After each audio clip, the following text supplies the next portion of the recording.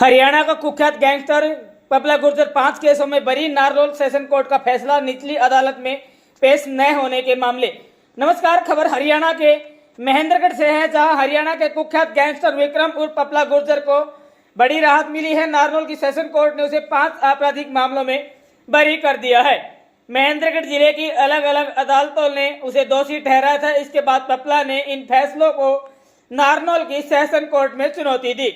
शुक्रवार को सुनवाई करते हुए सेशन कोर्ट ने अपना फैसला सुनाया। पपला गुर्जर पर हरियाणा और राजस्थान में हत्या, लूट और फिरौती सहित कई मामले दर्ज हैं। फिलहाल पपला गुर्जर भौंडसी जेल में बंद है और शुक्रवार को वह वीडियो कॉन्फ्रेंसिंग के जरिए कोर्ट में पेश हुआ। महेंद्रगढ़ जिले के खैरोली गांव के रहने वाले पपला गुर्जर की पहचान पहलवान के रूप में थी। 4 फरवरी 2014 को उसके गुरु शक्ति पहलवान उर्फ दूजिया की खैरोली गांव में ही हत्या हो गई थी। हत्या का आरोप कुख्यात बदमाश सुरेंद्र उर्फ चीकू पर लगा। पपला को पता चला कि उसके गांव खैरोली में ही रहने वाले संदीप उर्फ फौजी ने शक्ति पहलवान की मुखबिरी की है।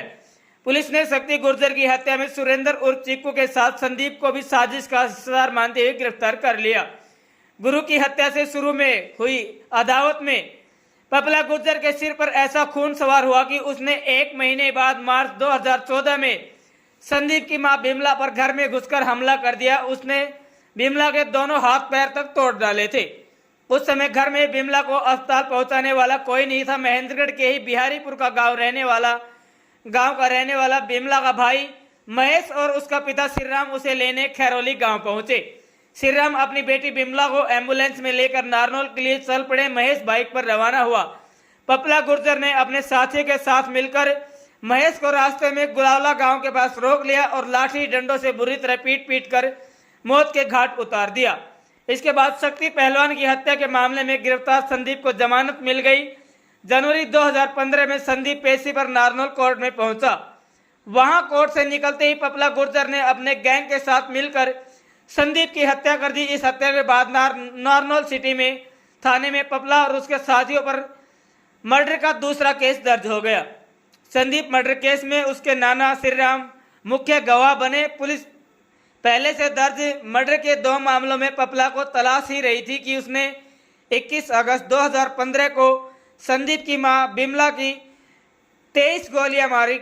इसके बाद एक लगातार हत्याओं के बाद महेंद्रगढ़ पुलिस ने संदीप के नाना श्रीराम को पुलिस सिक्योरिटी मुहैया करवा दी।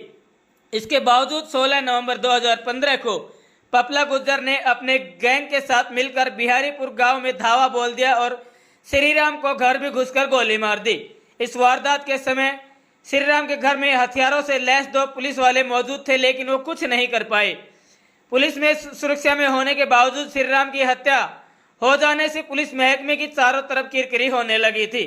पुलिस पर दबाव बढ़ा तो महेंद्रगढ़ सीआईए की टीम ने 12 फरवरी 2016 को पपला गुर्जर को अरेस्ट कर लिया। लगभग 1.5 साल बाद 5 सितंबर 2017 को पपला गुर्जर के साथी महेंद्रगढ़ कोर्ट में फायरिंग कर उसे पुलिस सुरक्षा से छुड़ाकर फरार हो गई, जिसमें महेंद्रगढ़ पुलिस की काफी किरकिरी भी हुई थी। इसके बाद पपला साल 2020 में उस वक्त सुर्खियों में आया जब राजस्थान की बहरोड पुलिस ने पकड़ लिया।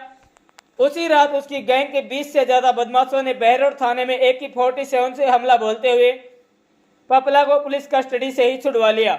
उसके बाद इधर उधर पपला भागता रहा। आखिर 28 जनवरी 2021 को राजस्थान पुलिस ने पपला गुर्जर को महाराष्ट्र में दबोच लिया और इसके बाद से ही पहले वो राजस्थान और हरियाणा की जेल में बंद है। श्रीराम मर्डर केस में उसे सोमवार को उम्र कैद की सजा सुनाई गई है। आदेश सुनाते वक्त आरोपी के वकील कुलदीप सिंह बरगढ़ उपस्थित रहे, जबकि आरोपी भी वीसी के माध्यम से हाजिर रहा। वकील कुलदीप सिंह के मुताबिक विक्रम उर्फ पपला गुर्जर आज जिन केसों में बरी हुआ है उन केसों में 3 केस लड़ाई झगड़े से संबंधित थे, जिसमें FIR होने के बाद वो कोर्ट में पेश नहीं हुआ। कोर्ट ने उसे भगोड़ा घोषित कर दिया था। वहीं एक केस में महेंद्रगढ़ कोर्ट परिसर से भागने का था। इन सभी केसों में वह बार बार कोर्ट में पेश नहीं हुआ तो निचली अदालत ने उसको सजा सुना दी। इसके बाद उसने सेशन कोर्ट में इनके खिलाफ अपील की थी, जिसको कोर्ट ने आज मंजूर कर लिया और पपला गुर्जर को बड़ी राहत देते हुए 5 केसों में बरी कर दिया। देखते रहे भारत गौरव न्यूज। जय हिंद, जय भारत, जय हरियाणा।